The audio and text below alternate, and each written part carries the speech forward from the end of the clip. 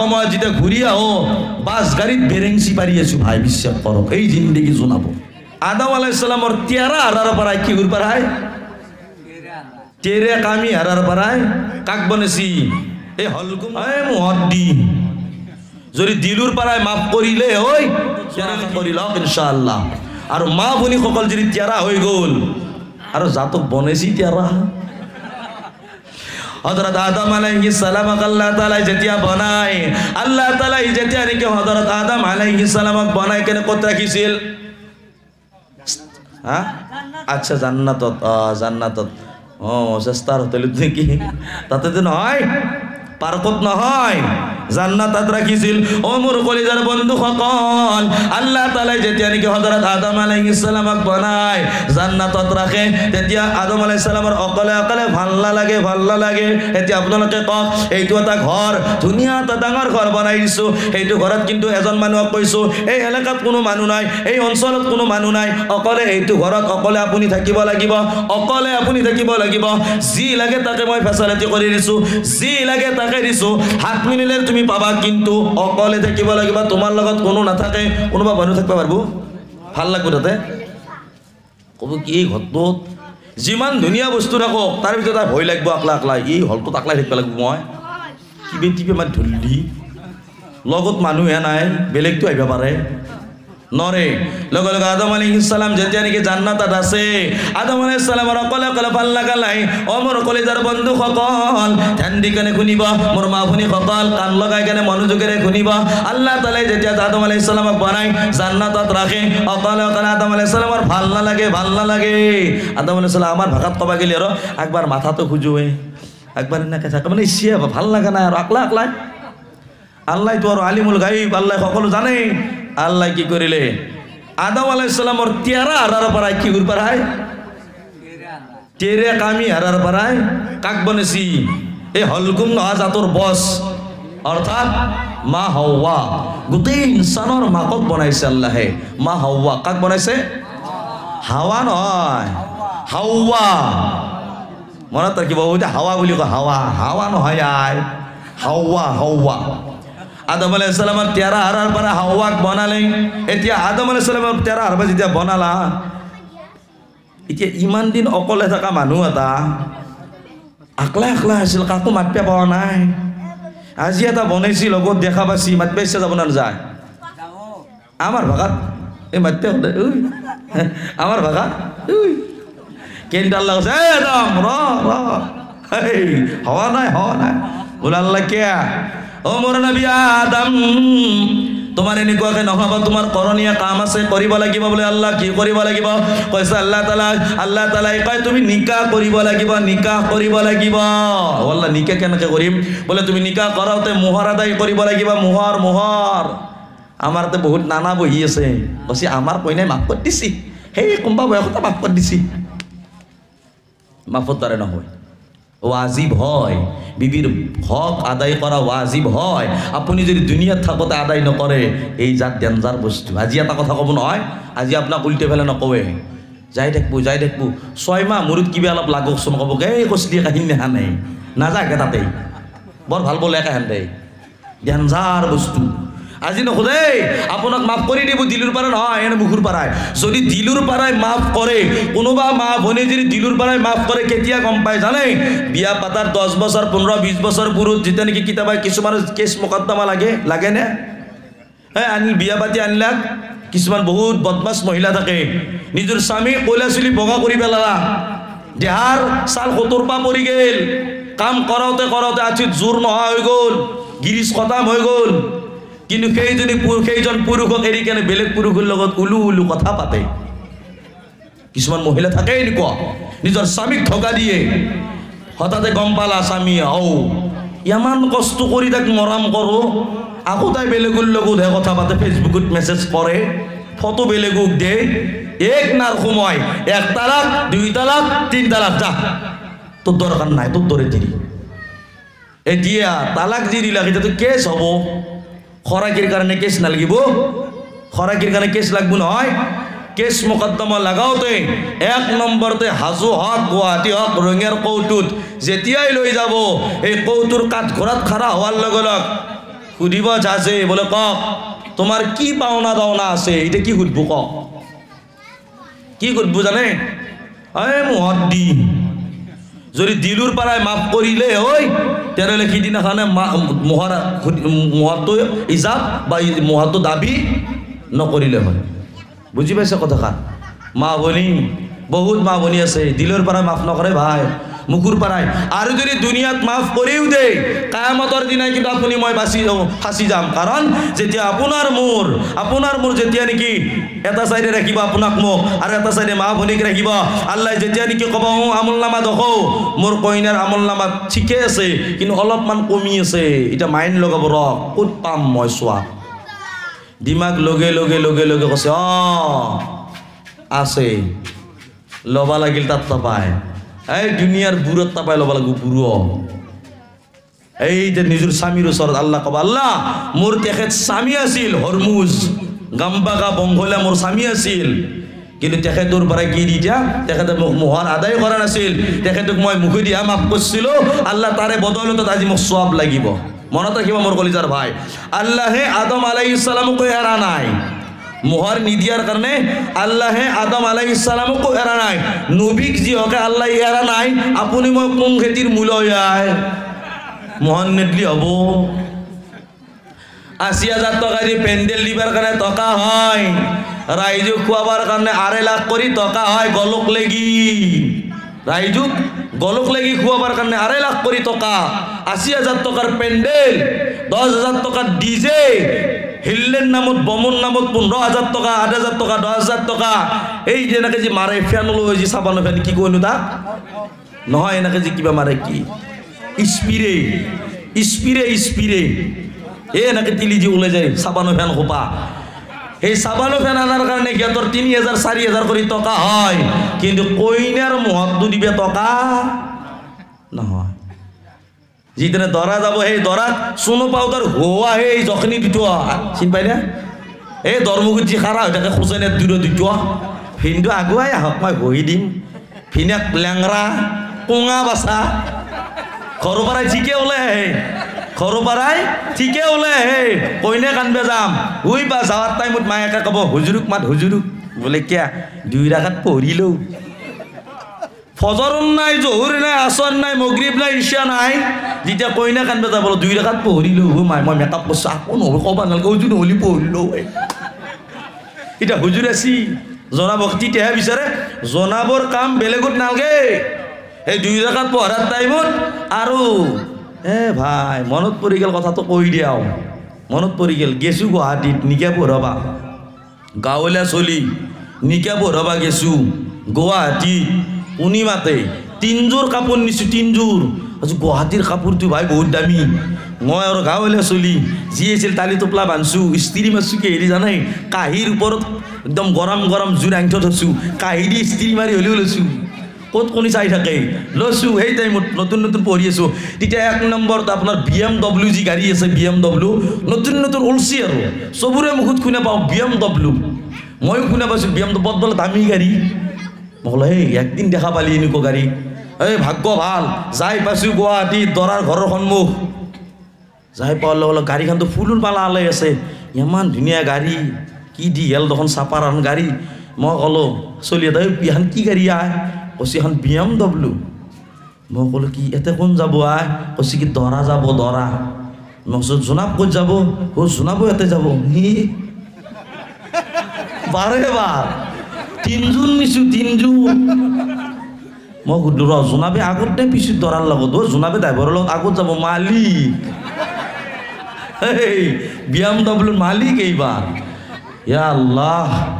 যি মজা যি শান্তি ৩ জোৰ কাপোৰ ৩ বাৰ চেঞ্জ কৰি পিন্ধো কোনটোত ভাল লাগিব মালিক না BMW মালিক কাছিম ঠেলাৱালাৰ পুতকে যেতিয়া BMW মালিক হ'ব শুনি মাতে গেছো আইনে আৰু জোনাবৰ ৰুমত কুমে ফেলে মছজিদে নুৰানীৰ কাপোৰ চেঞ্জ কৰে এইযোৰ কৰোঁ সেইযোৰ কৰোঁ নাই ভাল নালাগে লাষ্টত মাৰি লৈছোঁ পাগৰি মেৰ মাৰি আহিলোঁ মাক লৈছোঁ আজি আৰু কণী মাতে বিয়া পঢ়ম গুৱাহাটী বিয়া সাজি যাম গড়ে মাৰি কইনাৰ দৰাৰ মায়াকে কৈছে জনাবক মাতক মাতিছে মই গৈছোঁ যাই কেনে কৈছে কি ২ রাকাত হুজুৰ নামাজ পঢ়ে দে মই জনাবে না দৰাই নাজানে কৈছে আমাৰ পাপা গোৱাত কাম কৰে গোৱাত গোৱাত কাম কৰে, সৰুৰ পৰাই গোৱাতে বোলে আছে। মই ক'লো কি নামাজ পঢ়িবা দি তাক, কৈছে নাজনে। কৈছোঁ ছাৰ আপুনি পঢ়ি দিয়ক। কৈছে কি নফল নামাজ মই পঢ়িব লাগে? কৈছে দে এই উঠা বাও কৰিবি, মই কৈ থাকিম। হাত দাং দাংছি, আল্লাহ আকবাৰ, বাছ আকৌ পঢ়া নাই, সি নাজনে না। মই কৈছে লা ইলাহা ইল্লাল্লাহ বুলি মাতি থাক, সি তাৰ সেনেকৈ আছে। মই কৈছে ধৰ, কৈছে আল্লাহু আকবাৰ, সামি আল্লাহ। মই কৈছোঁ কি সামি আল্লাহ লিমান হামিদা কওঁ, সামি আল্লাহ লিমান হামিদা। নামাজ পঢ়ছি যেনেকৈ পঢ়িব লাগে পঢ়িলে ক'লো গোটেইখিনি। আইঅ ভাই নামাজ পঢ়ি কি কান্দছি ধোৱাত, যি কৈছি আল্লাহ জিন্দগীত বিয়া পাতি পাওঁ নাই প্ৰথমবাৰ। মোকো কৈছি যে দোৱা কৰক, জিন্দগীত বিয়া পাতি পাওঁ নাই, প্ৰথমবাৰৰ কাৰণে বিয়া পাতিব যাই আছোঁ। মোলাই চিন্তা নকৰবি হুজুৰ, কিবা বোলে প্ৰশ্ন কৰে ইয়াৰ মানুহগিলাই ধৰ্মসুত কিয় প্ৰশ্ন নকৰে। মই ক'লে এই জ্বালা ফিৰিঙি হ'ব পাৰোঁ, যাৰ আছে টেনশ্যন নলবি, লগত আছোঁ। বাছ গেছোঁ, ঠিকে থাকে গেছোঁ ভাই, কি খুচি। BMW ফুল ইস্ত্ৰি মাৰা কাপোৰ, যাই বোলে দৰমুখ যেতিয়া পালোঁ গড়ে মাৰিত, যাই পাৱাৰ লগে লগ দুজনী জখনি আছে, জখনি এনেকুৱা দৰে এই পেচাব কৰিব বল কিজানি নাই দে হাত। এই ভাই আখৰা পৰা কাপোৰ নাই, এই গ্ৰাউণ্ড খাটা গ্ৰাউণ্ড পিন্ধিছি, পৰঙি জালৰ দৰে চাওঁ, তাত চাওঁ বেছি পাতলা এনেকুৱা কাপোৰ পিন্ধিছি। মই সেইকাৰণে কওঁ উৰুণাখানৰ নাম আছিল আগতে 1 পাত্তা, মানে কি উৰুণাখানৰ নাম আগতে আছিল 2 পাত্তা, মাজত হ'লে 1 পাত্তা, এতিয়া হ'ল নাই পাত্তা। তাৰ পাত্তা নহ'ল, উৰুণা নাই। আজি কেনেকে স্পটিংটো পিন্ধি ভিনদেউক কৈছি, ভিনদেউ অলপ আগুৱাই আহক, ভিনদেউ বঢ়িয়াকৈ গেছি এনেকে। মই ভাবছোঁ কি দৰা দেখোন ঠিকে থাকে আছিলা, এতিয়া তাক খুৱাই আৰু ধুই দিব লাগিব। ইয়াতে দৰাগিলা অৱস্থা চালোঁ, ফুলগিলাক যেতিয়া সন্মুখত খাৰা হয়, হাতখন তাৰ কঙা হয়, তাক বেলেগে খুৱাই দিব লাগে। এনেকৈ নকয় মোক দি মই নিজে খাম দি, আবার নিজে খায়, আবার নিজে খাইছে, নিজে খাইছে আলহামদুলিল্লাহ। সৰুতে মাই খুৱাই দিছিল আৰু বেমাৰীটো নহয়, হাত ভৰিটো কঙা নহয় দিবাৰ কাৰণে, সিও এনেকৈ খুৱাই দিছে। কইনা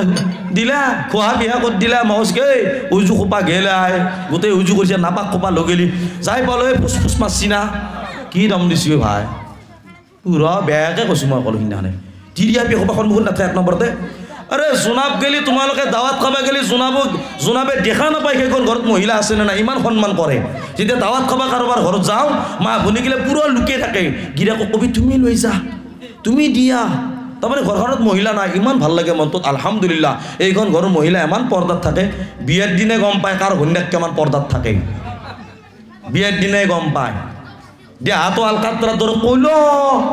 মুখখন ধক ধক কৰা তেজ নহয়, মানুহ দৰে বগা, 7 তৰাপান মেকআপ কৰি থৈ দিছি, পিঠে গুৰি আটা গুৰি মই দিয়ে ঘূৰি পেলাই কেনে দেখি ক'তকেইটা ধৰা গেছে দৰে কইল, পিঠেৰ গুৰি ঘূৰি পেলাই ধৰিছে, লাল ক'ত থৈ দিছি, তাত আকৌ লিপষ্টিক।